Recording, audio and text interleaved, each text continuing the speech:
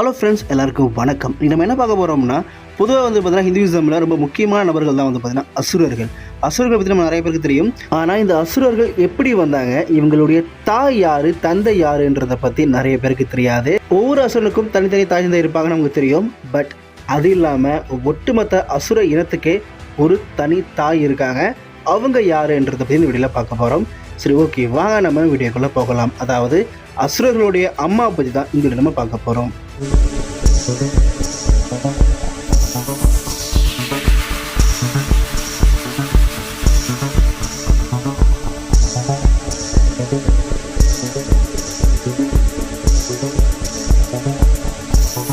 So நம்ம இன்னைக்கு பார்க்க போகிறது திதிதி, அசுரர்களுடைய தாய், டீமன்ஸோடைய மதர். எந்த அசுரனுக்கு அப்புறம் இவங்க மதர்ன்னு கேட்டிங்கன்னா, ஒட்டுமொத்தமாக அசுர இனத்துக்கு, அந்த டீமன் ரேஸுக்கே பார்த்தீங்கன்னா இவங்க தான் மதராக இருக்காங்க. அதாவது ஒட்டுமொத்த அசுர இனத்துக்குமே தாய் இவங்க தான். பொதுவாக நம்ம எல்லாம் சொல்லுவோம், தேவர்களுக்கும் அசுரர்களுக்கும் ஆகவே ஆகாதுன்னு சொல்லிட்டு. அது உண்மைதான். ஆனால் நம்ம என்ன நினச்சிட்டு இருப்போம்னா, தேவர்கள் வேற, அசுரர்கள் வேற, இவங்க ரெண்டு பேருமே தனித்தனி இனம். தேவர்கள் உயர்ந்தவங்க, அசுரர்கள் தாழ்ந்தவங்க, அவங்க பாதாளத்தில் தான் இருப்பாங்க. அசுரர்கள் இப்போ தான் தேவலகத்தை கைப்பற்றி நினச்சிட்டே இருப்பாங்க அப்படின்னு சொல்லிட்டு அவங்க தனித்தனி பிரிவுகளை நம்ம பார்ப்போம் இல்லையா. அதாவது இவங்க ரெண்டு பேரும் வேற வேறன்னு பார்ப்போம் இல்லையா. பட் ஆக்சுவலி உண்மை என்ன பார்த்தீங்கன்னா, அசுரர்கள் திதிதிக்கு பிறந்தவங்க, தேவர்கள் அதிதிக்கு பிறந்தவங்க. அதிதியும் திதிதியும் அக்கா தங்கச்சிங்க. அக்காவுக்கு பிறந்தவங்க தான் பார்த்தீங்கன்னா தேவர்கள், தங்கச்சிக்கு பிறந்தவங்க தான் அசுரர்கள். இந்த அரசியல்வாதி சொல்கிற மாதிரி சில பொலிட்டிக்கல் பீப்புள்ஸாக இருக்கட்டும், இல்லை சில பல ஆர்டிஸ்ட் பீப்புளாக இருக்கட்டும், அசுரர்கள்லாம் தாழ்ந்த குலம், அதனால தான் தேவர்கள் அவங்க விட மாட்டாங்க அப்படின்னு சொல்லுவாங்க. அப்படிலாம் கிடையாது. அசுரர்களுக்கும் தேவர்களுக்கும் ஒரே அப்பா தான் கஷ்யப்பர். எஸ், ஆமாங்க, கஷ்யப்பரோட மனைவிகள் தான் இந்த அதிதி மற்றும் திதிதி. ஸோ இந்த இரண்டு மனைவிகளுக்கு பிறந்தவங்க தான் தேவர்கள், அசுரர்கள். அசுரர்களுக்கும் ஒரே தந்தை தான், தேவர்களுக்கும் ஒரே தந்தை தான். சரி, இந்த திதி யாருன்னு பார்த்தீங்கன்னா, இவங்க பேசிக்காக ஒரு காஸ்மிக் பீயிங்க. இவங்க எப்படி வந்தாங்கன்னு பார்த்தீங்கன்னா, இவங்க சடங்குகள், கலாச்சாரம், இது போன்ற விஷயத்துக்கெல்லாம் கடவுளாக சொல்லக்கூடிய நம்ம தக்ஷனை பற்றி நம்ம நிறைய பேருக்கு தெரிஞ்சிருக்கோம். தக்ஷனை பற்றி கண்டிப்பாக எல்லா கதைகளுமே மென்ஷன் பண்ணியிருப்பாங்க. தக்ஷன் தான் ஆதிசக்தியான பார்வதி, அதாவது சதிதேவியோடைய தந்தை. ஸோ இவருடைய மகள் தான் பார்த்தோன்னா இந்த அதிதியும் அவருடைய மகள் தாங்க. அதிதி, திதி மற்ற இவர்கிட்ட 13 பெண்களுக்கு மேற்பட்ட பெண்கள் இருக்காங்க. 13க்கும் மேற்பட்ட பெண்கள். ஸோ அவங்க எல்லாருமே பார்த்தீங்கன்னா ஒவ்வொரு ஸ்பீஷீஸுக்கு மதராக இருப்பாங்க.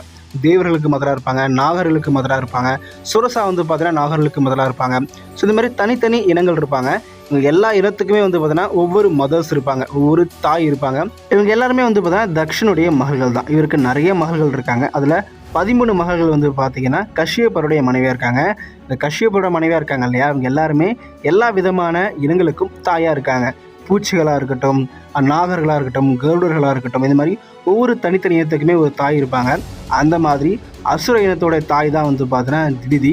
இவங்க கஷ்யப்பருடைய மனைவி, அதே மாதிரி அசுரர்களுக்கு தாய். இவங்க மூலியமாக தான் பார்த்தீங்கன்னா அசுரர்களுக்கு அமரத்துவம் பெறப்பட்டது அப்படின்னு சொல்லப்படுது.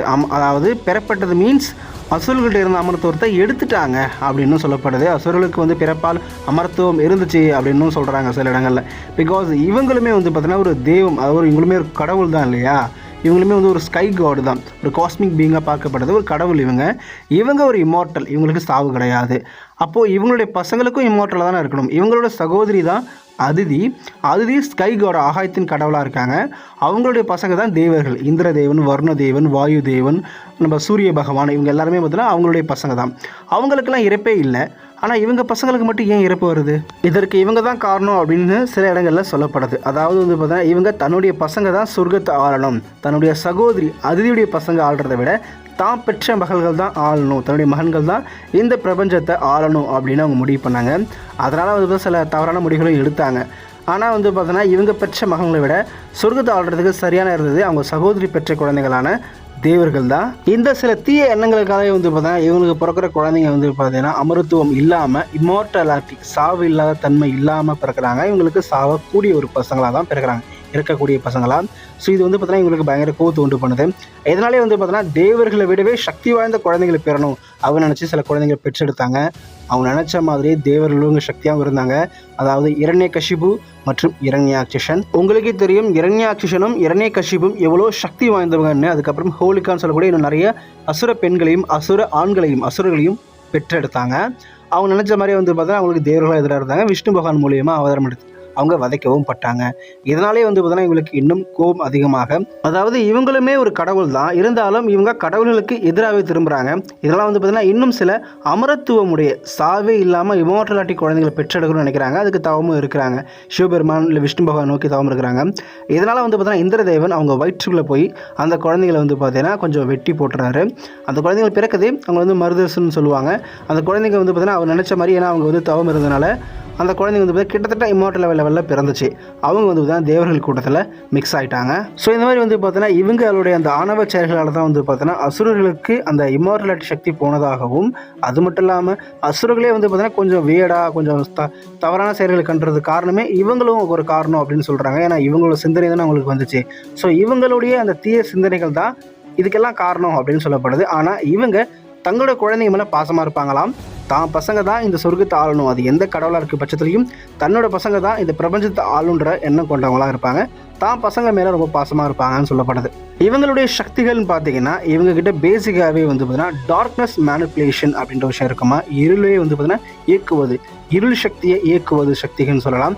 அதுக்கப்புறம் நிறைய தெய்வீக சக்திகள் இருக்கும். இங்கே பேசிக்காக ஒரு கடவுள்ன்றதுனால ஆகாயத்தையே மேனிபுலேட் பண்ணுவாங்க, ஆகாயத்தையே இயக்குவாங்கன்னு சொல்லலாம்.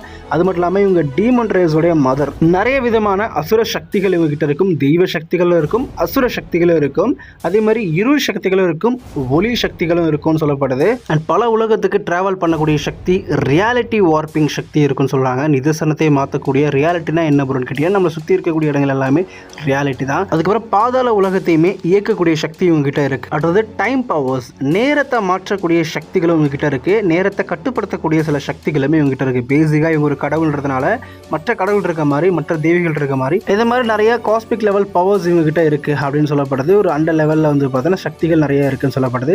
இவங்ககிட்ட இவங்க திருசிலமும் பயன்படுத்துவாங்க, சக்தி வாய்ந்த ஆயுதங்கள் வாள்களும் பயன்படுத்துவாங்க. ஆனால் மேக்ஸிமம் இவங்க சண்டையிட மாட்டாங்களாம், இவங்க போருக்கு போக மாட்டாங்க. அதுக்கு பதிலாக தன் அறிவை பயன்படுத்தி தன்னுடைய குழந்தைங்களுக்கு அறிவுரை சொல்லுவாங்க, போரில் எப்படி வெற்றி பெறணும் அப்படின்னு சொல்லி அறிவுரை மட்டும்தான் சொல்லுவாங்களாம். இவங்க மேக்ஸிமம், அதாவது அதிகபட்சம் யுத்தத்தில் கலந்துக்க மாட்டாங்களாம். இவங்களுடைய தோற்றம் எப்படி இருக்குன்னு பார்த்தீங்கன்னா மற்ற தேவிகள் மாதிரி தான் கொஞ்சம் விசித்திரமாக இருக்கும். இவங்க கருமை நிறத்தில் உடை அணிஞ்சிருப்பாங்கன்னு சொல்கிறாங்க. மற்ற தேவிகள்லாம் வந்து பார்த்தீங்கன்னா நல்லா பளிச்சு நடிக்கிற மாதிரி ஒளி விளக்க மாதிரி வந்து உடை அணிஞ்சிருப்பாங்க. ஆனால் இவங்க கொஞ்சம் டார்க்காக உடை அணிஞ்சிருப்பாங்களாம். அண்ட் இவங்க ஸ்கின்லாம் வந்து பார்த்தீங்கன்னா பயங்கர லைட்டாக இருக்குமா, அதாவது ரொம்ப ஒளி பிரகாசம் மாதிரி இருக்கணுமா, பிகாஸ் இவங்க ரொம்பவே அழகாக இருப்பாங்களாம். மற்ற பெண் தெய்வங்கள் மாதிரி வந்து பார்த்தீங்கன்னா இவங்களுக்கும் 4 கைகள் இருக்கும்னு சொல்லப்படுது. அண்ட் தலையில் பெரிய கிரீடம் வச்சிருப்பாங்க அப்படின்னு சொல்லப்படுது. உடம்பு முழுக்க நிறைய இடங்கள்ல ஆபரணங்கள் அணிஞ்சிருப்பாங்க. பாதாள உலகத்தின் இளவரசிக்கு ஒளிப்பது போல் அவங்க நேரங்கள் ஒளிக்கும்னு சொல்லப்படுது. அதாவது அவங்க வந்து பயங்கரமாக சொர்க்கத்தில் இருக்கிற மாதிரி பயங்கர பிரகாசமாக இருக்காது. ஒரு பாதாள உலகத்தில் இருக்க இளவரசியோட உடை அலங்காரம் எப்படி இருக்குமோ அந்த மாதிரி தோற்றமைப்பில் தான் அவங்க உடை அணிஞ்சிருப்பாங்க அப்படின்னு சொல்லப்படுது. ஆனால் அவங்களுமே ஒரு தேவி தான். அது மட்டும் இல்லாமல் அவங்க காதுகள் கொஞ்சம் நீளமாக இருக்கும் அப்படின்னு சொல்லப்படுது. பட் ஆனால் அவங்க தோற்றம் வந்து பார்த்தீங்கன்னா ரொம்பவே வந்து பார்த்தீங்கன்னா ஒயிட் ஸ்கின் அல்ல ரோஸ் கலர் ஸ்கின்ல வந்து மிக்ஸ் ஆகிருப்பாங்க அப்படின்னு சொல்லப்படுது. அதுவும் பேசிக்காக ரொம்ப ரொம்ப அழகாக இருப்பாங்க. ஆனால் கொஞ்சம் வந்து பார்த்தீங்கன்னா ஒரு அசுர பெண் தோற்றத்தில் இருப்பாங்க அப்படின்னு சொல்லப்படுது. 4 கைகளோட கொஞ்சம் வியடாக அசுர பெண் தோற்றத்தில் இருப்பாங்க. அசுர அம்மான்றதுனால அவங்க அப்படி இல்லை, இவங்களுடைய பசங்க அப்படின்றதுனால தான் அசுரர்கள் கொஞ்சம் பார்க்க வியடாக இருக்காங்க. இவங்க ஒரு போர்க்கடவுள் கிடையாது, இருந்தாலும் இவங்க கையில் திருசூலம் பயன்படுத்துவாங்க அப்படின்ற மாதிரி மென்ஷன் பண்ணியிருக்காங்க. திருசூலம் இவங்ககிட்டையும் பேசிக்காக இருக்கும். எல்லா தெய்வங்களுமே திருசூலம் பயன்படுத்துவாங்க, அசுரர்களும் பயன்படுத்துவாங்க, தெய்வங்களும் பயன்படுத்துவாங்க. இவங்களும் திருசூலம் பயன்படுத்துவாங்க. அதே மாதிரி சில அசுர ஆயுதங்களுமே இவங்க வச்சுருப்பாங்க. ஆனால் இவங்க சண்டையிட மாட்டாங்க, அதை புரிஞ்சுக்கோங்க. அடுத்ததாக இவங்களுடைய பலவீனம், இவங்களோட வீக்னஸ் வந்து பார்த்தீங்கன்னா இவங்க ரொம்ப சக்தி வாய்ந்தவங்களாக இருந்தாலும் இவங்களோட சகோதரியான அதிதியை ஒப்பிடும்போது இவங்க அந்தளவுக்கு பவர்ஃபுல் கிடையாது. அதாவது இவங்களை விட தேவர்களின் தாயாக இருக்கக்கூடிய அதிதி கொஞ்சம் சக்தி வாய்ந்தவங்களாக இருப்பாங்க அப்படின்னு சொல்கிறாங்க. ஏன்னா அவங்க கம்ப்ளீட்டாக பியூராக வந்து பார்த்தீங்கன்னா ஒரு தூய்மையான உள்ளம் படைச்சவங்களாக பியூரான நல்ல சக்தியாக இருக்காங்க. ஆனால் இவங்ககிட்ட அப்படி இல்லை, இவங்ககிட்ட சில தீய சக்திகளும் இருள் சக்திகளும் இருக்குது. அதே நேரத்தில் இவங்க கொஞ்சம் பாலியல் சார்ந்த விஷயத்தில் கொஞ்சம் வீக் அப்படின்னு சொல்கிறாங்க. அதாவது இவங்க அதிகமாக கஷ்யப்பர் கூடிய டைம் ஸ்பெண்ட் பண்ண நினைப்பாங்க. அவருடைய கணவனான கஷ்யப்பர் கூட அதிக நேரம் டைம் ஸ்பெண்ட் பண்ணணும், அவங்க கணவர் கூட அதிக நேரம் வந்து பார்த்தீங்கன்னா ஒன்று மன்னமாக இருக்கணும் அப்படின்னு ஆசைப்படுவாங்களாம். அதாவது ஃப்ராங்காக சொல்லணும் அப்படின்னா இவங்க அதிகமாக செக்ஷுவலில் இன்ட்ரெஸ்ட் காட்டுவாங்க அப்படின்னு சொல்லப்படுறது. பட் அதுவே இவங்களுக்கு ஒரு வீக்னஸ் மாதிரி தாங்க. ஸோ அவ்வளோதாங்க, எனக்கு தெரிஞ்ச தேவியை பற்றி சில விவரங்கள்லாம் நான் சொல்லிட்டேன். இன்னும் சில விவரங்கள்லாம் நம்ம தேடி படிக்கும்போது, எதிர்காலத்தில் இன்னும் படிக்கும்போது சில விவரங்கள்லாம் நம்ம கண்ணில் தென்பட வாய்ப்புகள் இருக்குது. ஆனால் உண்மையை சொல்ல போனால் நான் இவங்களை பற்றி தேடி படிக்கும்போது இவங்களை பற்றி இருக்கக்கூடிய சோர்ஸ்ன்றது ரொம்பவே கம்மியாக தாங்க இருக்குது. அதிகமாக இவங்களை பெருசாக மென்ஷன் பண்ணப்படலை. நெக்ஸ்ட் கண்டிப்பாக தேவர்களுடைய மதரான அதிதி பற்றியும் தனியாக ஒரு வீடியோ நான் மேக் பண்ணுறேன்.